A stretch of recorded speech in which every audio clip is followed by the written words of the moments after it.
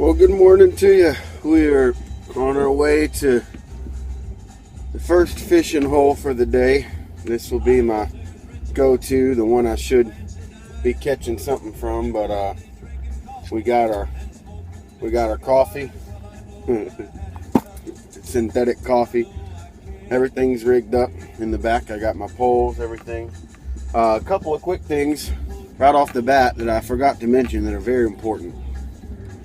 If you're going to use sunscreen, which I suggest you do that and put it on before you go out there, and wash your hands when you leave, before you leave the house.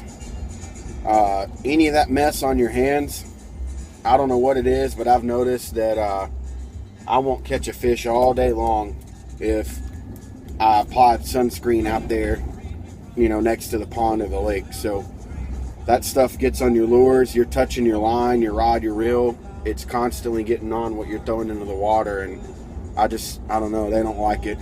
And the other little tip or trick that I was going to give you is get you a good pair of Polarized sunglasses. These are some old Oakleys that I've had with polarized lenses, and they're all scratched and beat up, and I strictly use them for fishing.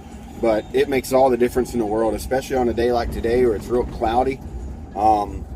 It cuts through the glare, the polarized lenses, and it just helps you see better in the water. It helps you see your lure better, and if the water's clear enough, you can actually see the fish a lot better. So I'm gonna keep on trucking in the Outlaw. That's my truck's name, by the way, and listen to Mr. Johnny Cash, and we'll get on the road and get to the pond, and I'll bring you with me. All right. So I know this is going to turn a lot of people off, and even my grandpa would have been pretty upset with this, but for bank fishing, moving around a lot, having to change out baits, make decisions on the fly, I use a swivel, just a little barrel snap swivel.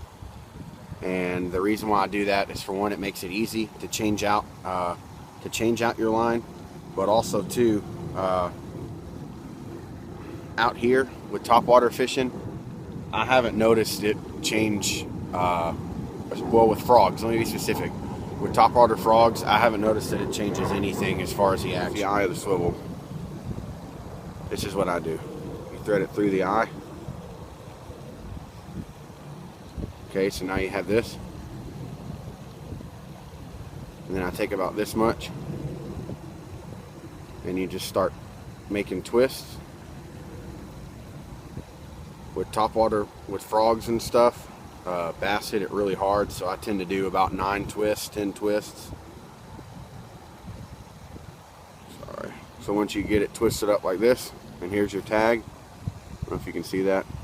You take that tag, and this is exactly what I did on the reel when I was spooling. You thread it through this loop, and then you take the tag, and how you have this loop now, you thread it back through that loop, and then you just pull it. And this is a very common fisherman's knot, and so since this is braid, give it some moisture, remember, and then you just cinch it down, and you want to pull it real tight.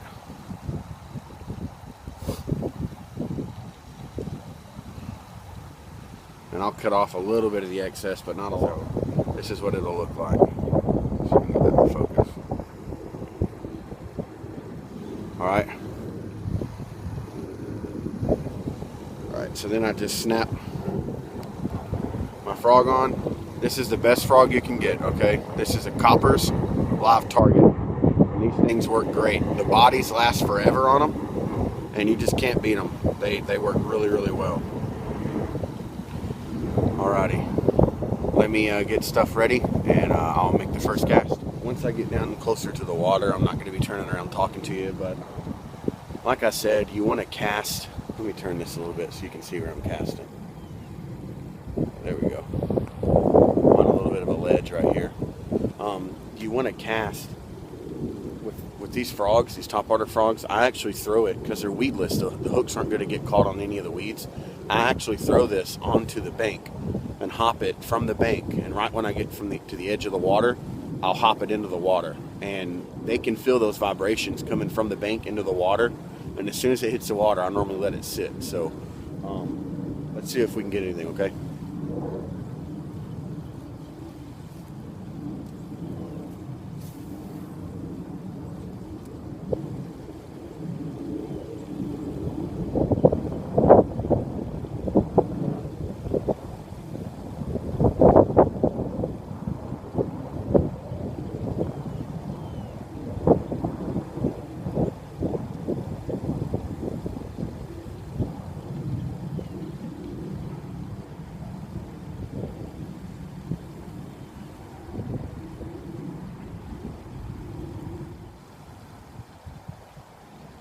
So what I'm doing, we've got a big turtle. Well, he went under. What I'm doing is whenever I throw it, you let it sit for a little bit, and then you just twitch your rod. And as you're twitching it, you're reeling in the slack, and then you pause it. Twitch, twitch, pause. Twitch, twitch, pause. And varying up your cadence like that is really going to help you figure out, you know, kind of what they're wanting to do that day. So I'm actually going to move around. I think I can get you. Yeah, I can. Great. I'm actually going to move around here and cast along this side bank over here. So.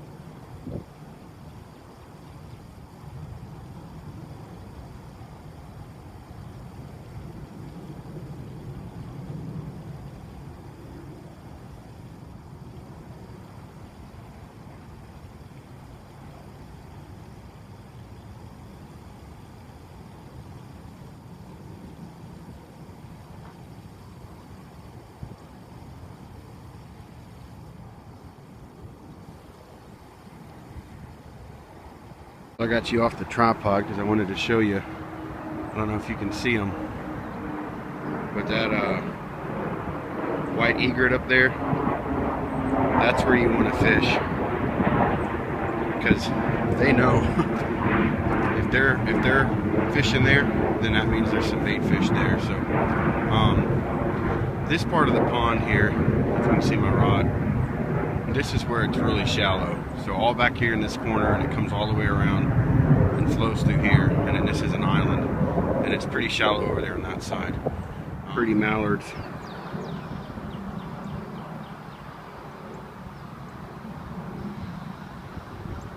This is the best part about fishing, honestly, guys. It's just getting out here and seeing stuff, you know. Something about being out on the water, you know. It's really nice. But so I've been working all up and down this bank. This is the shallowest part of the pond, and then I've been casting over here for a little over an hour now, and haven't gotten anything. You know, it's just it's one of those things. You have dog days of fishing. I still think the water's still a little too cold for me to be hitting top water. It's by far not clear at all like what it normally is.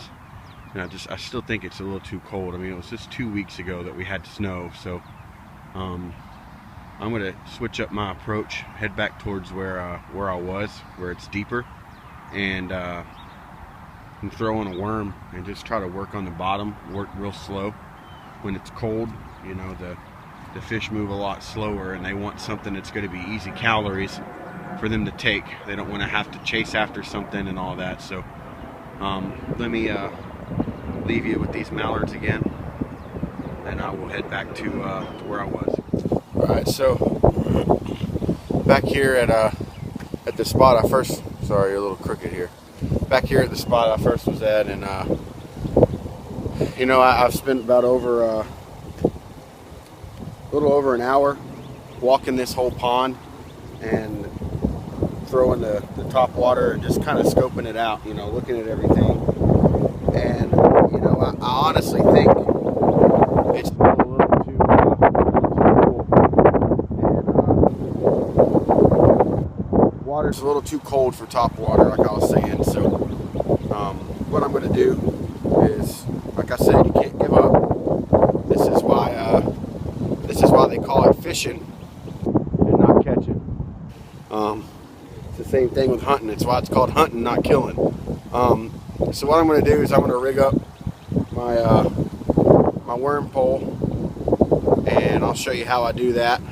And I'm just going to fish slow, enjoy the breeze, enjoy being outside, you know, just kind of get on their level. If this water is as cold as what I think it is, they're not going to be doing a whole hell of a lot right now as far as chasing after stuff and, you know, action-packed fishing kind of stuff. You're going to want to be fishing kind of off the bottom, real slow presentation, you know, something easy for them to catch, you know, not a lot of calories to expend to catch something like that. So I'm going to get my worm stuff hooked up. I'll show you how I do that. And I don't know, man, it's kind of turn into an educational kind of thing. Like, here's how I do my basic rigging, and yeah, so give me a second and I'll get this set up for you. Alrighty, so for those of you that aren't familiar with it, this is a really common rig to fish plastics with. You can fish all kinds of plastics with this. Most people fish it with worms or creature baits, lizards too, but this is called the Texas rig. So what you're going to need is you're going to need a bullet weight, which is basically, it just has the hole through the top, comes out the bottom, and you're going to need a worm shank hook. And I don't prefer big hooks. I've caught big 4 or 5 pound bass on 1/0 hooks like this. The biggest I'll normally go is 2. I just feel like it impedes too much of the worm movement, and it's just too big, and I don't know, it just looks awkward to me. So I normally use 1/0, and the reason why you want to hook like this, I'll show you in a little bit, but this bend right here where the eye is going to help keep your worm locked on when that fish hits it. So first, what you're going to do, there's only really 2 steps, and it's pretty easy to mix this up if you've never done it before. You've got the tip and you've got the blunt end of it.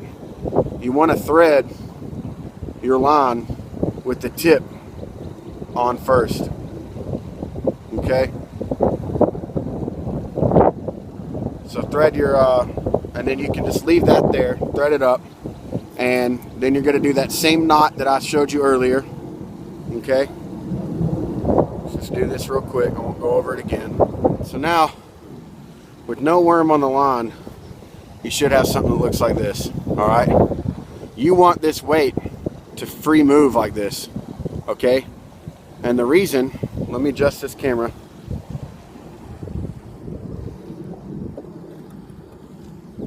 The reason is,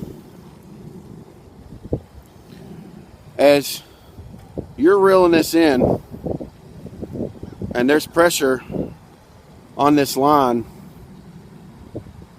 it's going to bump the bottom like this, and this weight's going to move forward and allow this worm to come up off the bottom, and the tail is going to flutter back down to the weight, and you're just going to be ticking the bottom like that, and you'll hit the bottom and that weight will stay there and the worm will move. Okay, so let me bring you back around here. I got you in sight. Sorry for all the shakiness. I'm using my cell phone. All right, so now you've got a couple of worm options.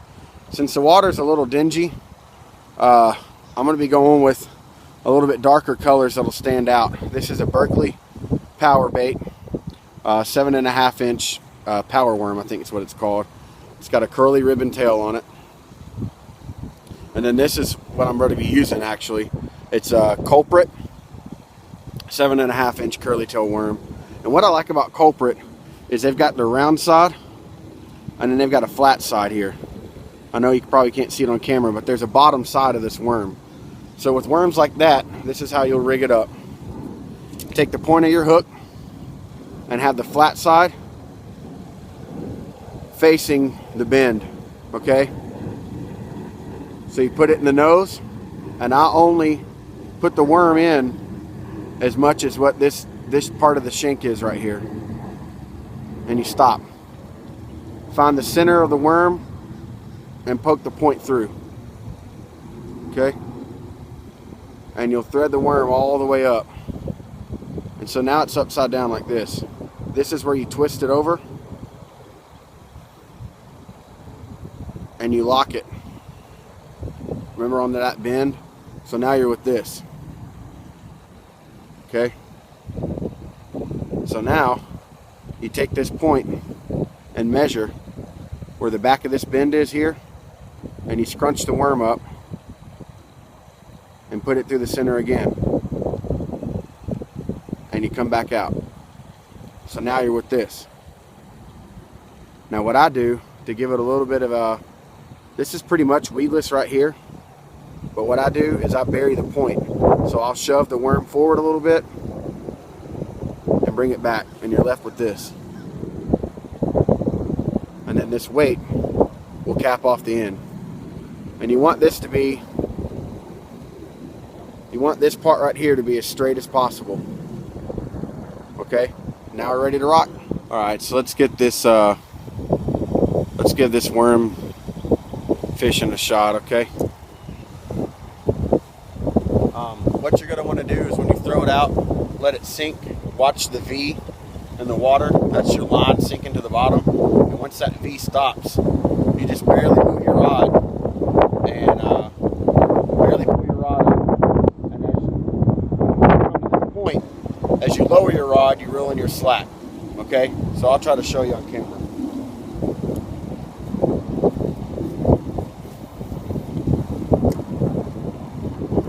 So I'm letting it sink. Now I'll bring it up. And drop it back down. And it's just real subtle.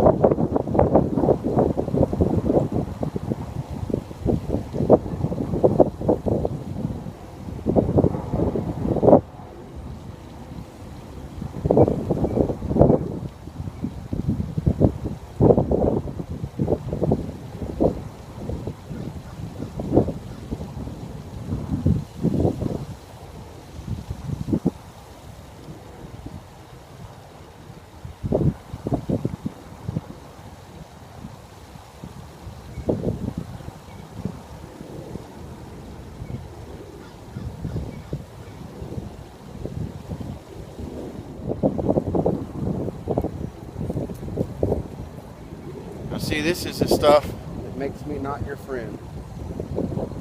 Look at this.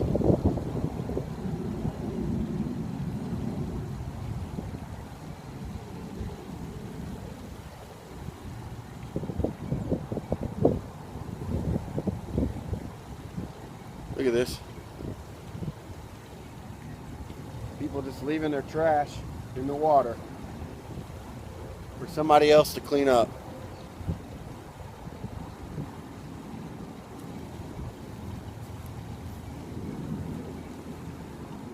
And what's crazy is that this is some braid and it's not going to break. So thank goodness only the bullet weight of my worm got hung on it and not my actual hook, because I wouldn't have been able to pull this mess out, because this braid isn't going to break. Sorry if I'm a little bit upset, but this is how you know that you've got an idiot fishing where you are. Look at this crap. He has got the biggest possible hook you can imagine. look at all this.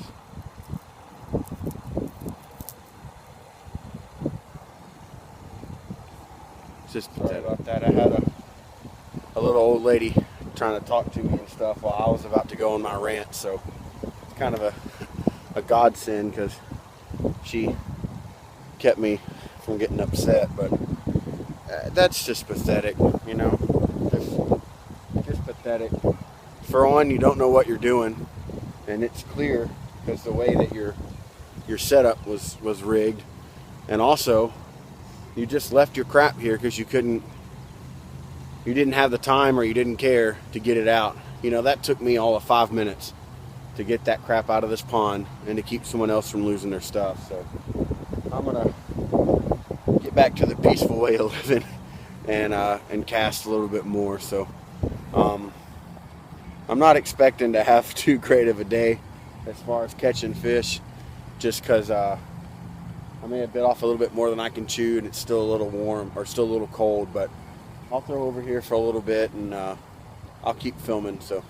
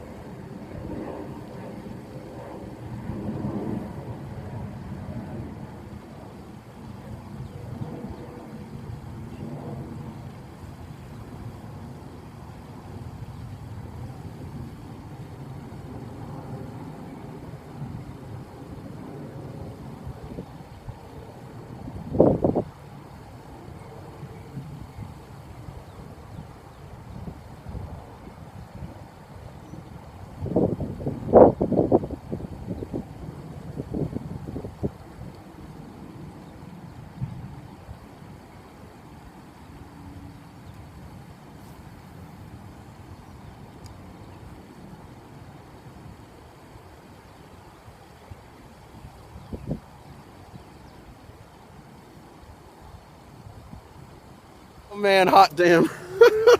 Look at this bad boy. Woo! Good night.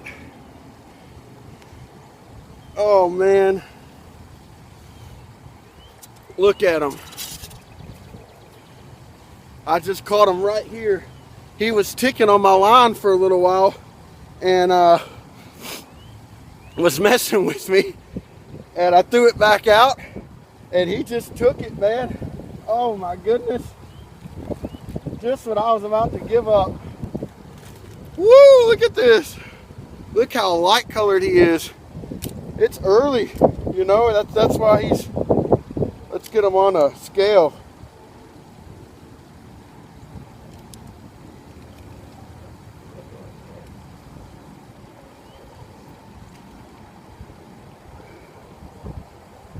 Good night. This might be a female, you know.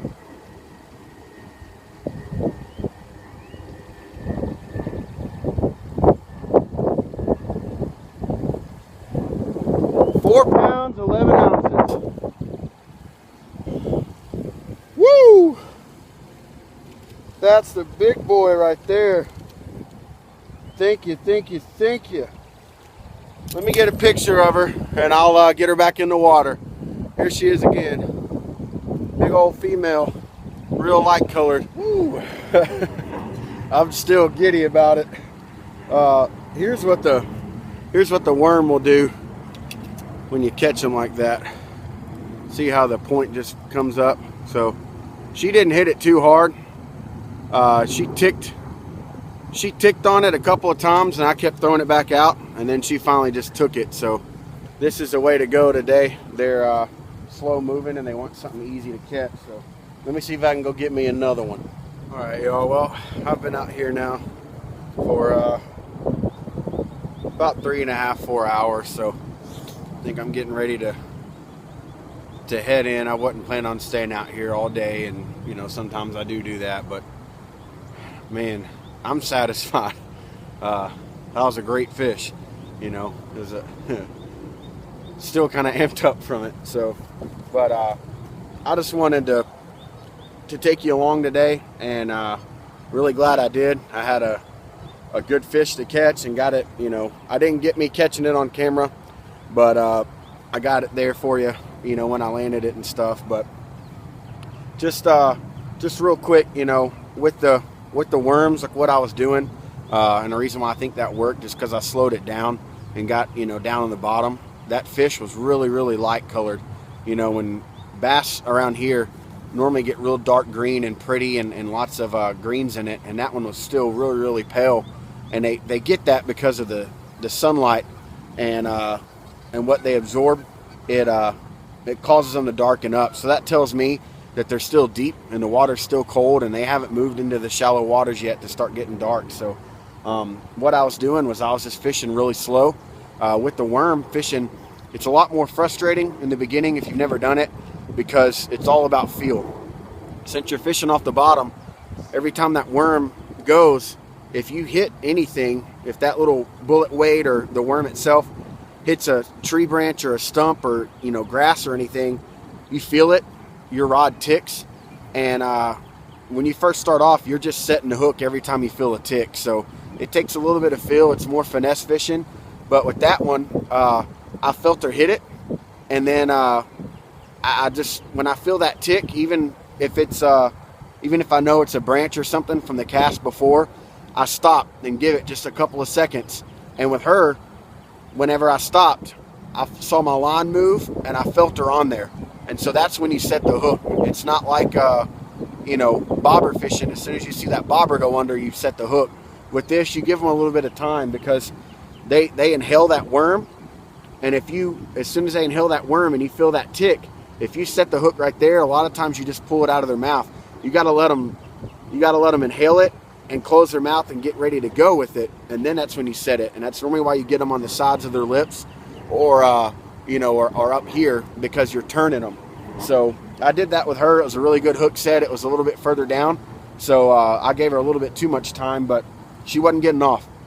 But that's what I do, and I just fan. It's called it's a technique, you know, that I use bank fishing, called fan casting, and a lot of the pros will do this on their boats. Is you cast in one area and you work it for a little bit, and then you move just a little bit to the left and cast there a little bit, and you just slowly fan your way across the pond. So, well, I'm gonna pack it up, guys. Thanks for coming with me. Have a good one, and we'll be catching more like that this year. So, thanks a lot, guys.